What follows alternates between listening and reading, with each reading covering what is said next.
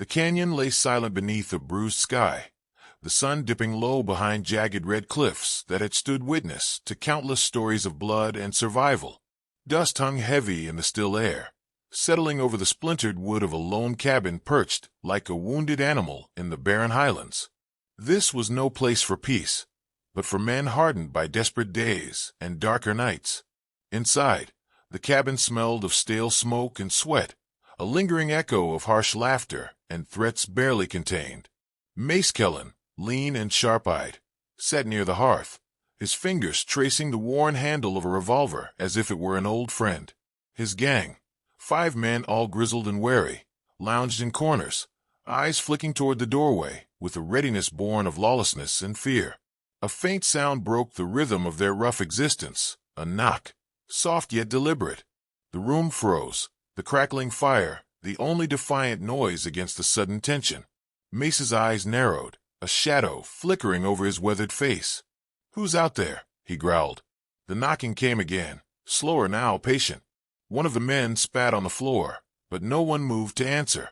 The door creaked open a crack, revealing a figure framed by the dying light. She was a woman, small but steady, wrapped in a dust-streaked duster that hung heavy from her slight frame. Her eyes, sharp and unyielding, scanned the room with the calm certainty of someone who had faced death before and made it her reluctant companion. "I come with a message," she said, voice low and steady. "He's not yours, but he'll die without you." The words fell like a stone into the quiet. Mace stood, his expression hardening. "Who the hell are you?" he demanded, stepping forward, the flicker of firelight casting grim angles across his face. She did not flinch. "I'm someone who knows what's at stake." Her gaze shifted toward the back of the cabin, where the faintest sound stirred, whimpering, barely audible. Mace's jaw tightened. The boy, the one no one spoke of but who lived as a shadow among them. "Let her in," Mace said, voice cold but curious. The door swung wide, and the woman stepped inside, dust swirling at her boots. She moved with practiced ease, kneeling beside a small cot where a boy lay curled, pale and shivering. The fever that gripped him was merciless, his breath shallow and broken. Her hands were swift and sure, pulling herbs and cloth from a worn leather satchel. She dabbed at his fevered brow, whispering words that seemed part prayer, part promise. The room held its breath as the men watched, some with suspicion, others with an unspoken hope they dared not name. Mace's eyes met hers, a flicker of something unspoken passing between them. "Why should we trust you?" he asked, though his voice was less certain than before. "Because if he dies, you lose more than just a boy," she replied, eyes steady. "You lose the last thread tying you to something worth holding on to." The men exchanged uneasy glances, the weight of her words settling like dust in the air. For a long moment, only the crackle of fire filled the space between them. Outside, the wind whispered through the canyon, carrying secrets older than the land itself. She stayed by the boy's side through the night, tending with a quiet devotion that softened even the hardest eyes. The fire's glow flickered over her face, revealing lines carved by hardship and loss, but also a fierce resilience that refused to be broken. When dawn crept over the horizon, painting the sky in hues of blood and gold, the woman finally rose. She looked at the boy, now resting with steady breaths, and then at Mace. "He needs more than I can give here, but he'll live. For now." Mace nodded, a reluctant respect settling over him. "You can stay until he's stronger," he said, voice gruff, but less hostile. The woman's lips curved in a faint, tired smile. "Thank you," she whispered, though her eyes held the storm of a past she had yet to reveal. As the sun climbed higher, the canyon seemed to hold its breath, as if waiting for the next chapter in a tale carved from dust, blood, and fragile hope. The woman who had knocked at sundown was no ordinary visitor. She was a force summoned by fate, a quiet reckoning walking among outlaws. And in the silence of that cabin, the story was only just beginning. Night settled over the canyon like a dark curtain, drawn slow and heavy. Outside, coyotes howled at a sliver moon. Inside the cabin, firelight cast long shadows across the walls, bending men's faces into flickering masks. The woman sat near the hearth, silent, her knees drawn close, her satchel resting at her side like a companion she trusted more than anyone in the room. Mace Kellen watched her from across the fire. He didn't speak, didn't move, just stared through the smoke with the stillness of a man who had spent too many years waiting for betrayal. The others, Bale, Patch, Gunn, and young Hart, circled her like wolves unsure if she was prey or plague. None of them knew her name. She hadn't offered it, and no one had dared to ask.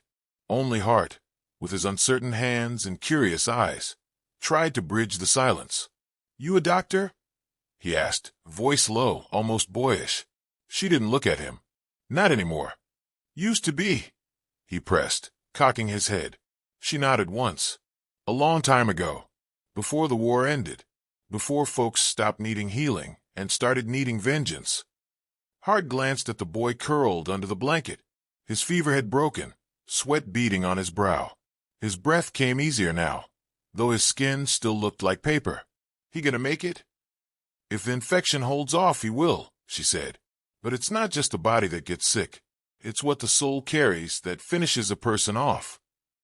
The room went quiet again. Gunn shifted, mumbling something about superstition. Bale tossed a bone into the flames. Only Patch chuckled, slow and mean. "You talk like you've been through something," he said. "Like you've seen the edge and walked away." Her eyes lifted, and they were colder than the desert night. "I didn't walk away. I crawled. There's a difference." Patch smirked, but he didn't reply. Mace finally spoke. "So what's your real reason for being here? You didn't ride all the way into outlaw country for some kid." The woman looked at him, long and hard. The fire popped between them. "I knew his ma," she said. "She was kin. Kind woman. Trusted too easy. Thought she could hold on to land with just a prayer and defense." Mace's brow furrowed.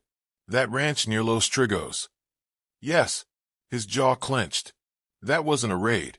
That was a claim dispute. She pulled a gun." "She never had a gun," the woman said sharply. Then quieter. "She had a baby in her arms." The silence that followed was thick and brutal. Mace stood and walked to the door. He opened it, letting the cold in, and stared out at the dark canyon beyond. "It don't matter now," he muttered. "It matters to him," she replied, glancing at the boy. Gunn shook his head. "Kid don't even talk. Barely eats. Acts like he ain't got a soul left." "Maybe because someone tried to tear it out," she said, her voice low but unyielding. "The only thing keeping him alive is spite." Hart looked at her, uneasy. "How'd you find us?" "I followed stories," she answered. "Dead ranchers. Burned homes. A boy with gray eyes and a scar on his cheek, seen riding with a gang that don't keep prisoners." Bale spat. "And you just walked in? Like we wouldn't shoot you." "You didn't," she said simply. Mace turned back toward her, the firelight catching a flicker of something in his eyes.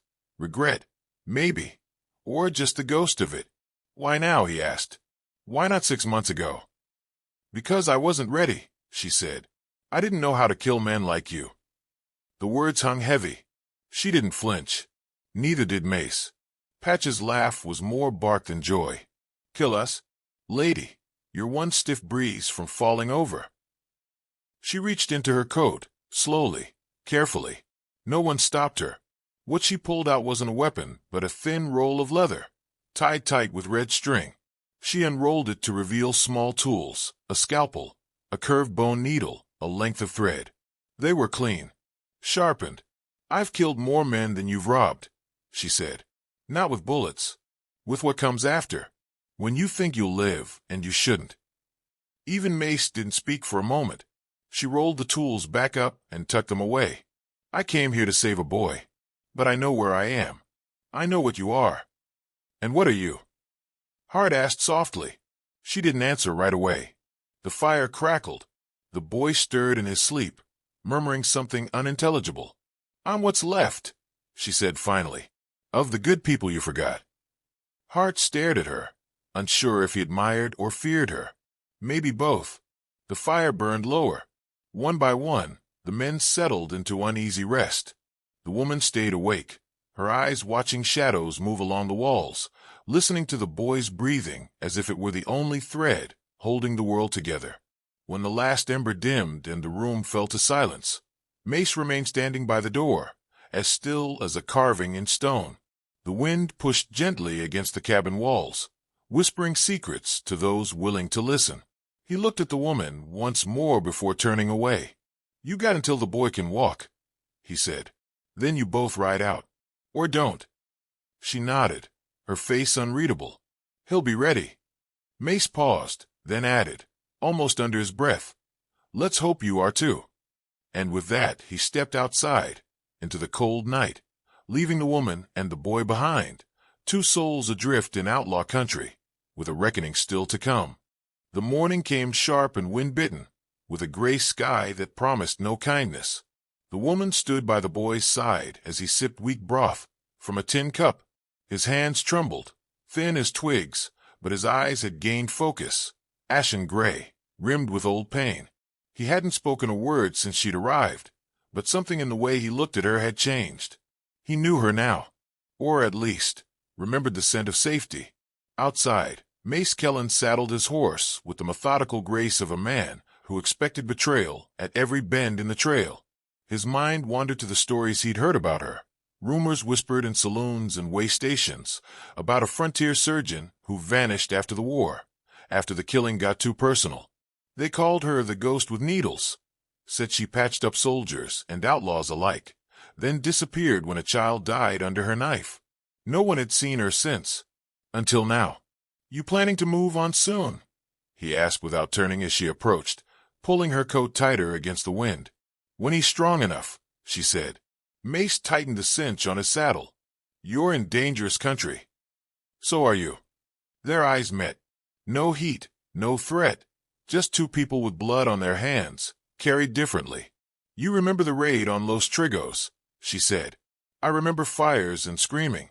I remember land that wasn't ours, but got taken anyway. You took the boy, left the mother in the dirt." "She shot first," he said. "She was blind," she snapped. Her eyes were cloudy from sickness. She raised her arm to shield him. Silence fell between them like a guillotine. "He was just a job," May said finally. "We didn't know she was kin to someone like you. You shouldn't have had to." The boy emerged from the cabin, slow but upright. He leaned on the doorframe, watching them with that quiet, penetrating stare. Mace looked at him, then back at her. "What do you want now?"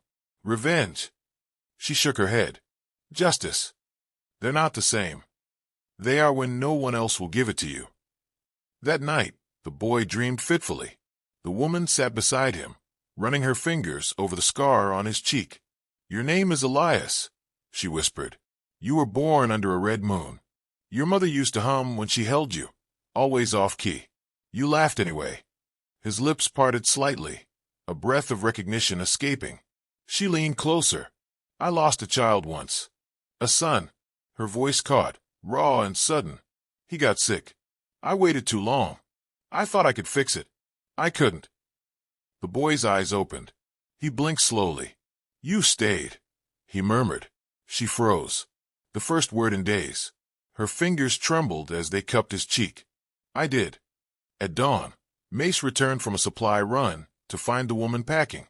Her tools were wrapped tight, satchel slung over her shoulder. Elias stood beside her, upright and steady. "Going somewhere?" Mace asked.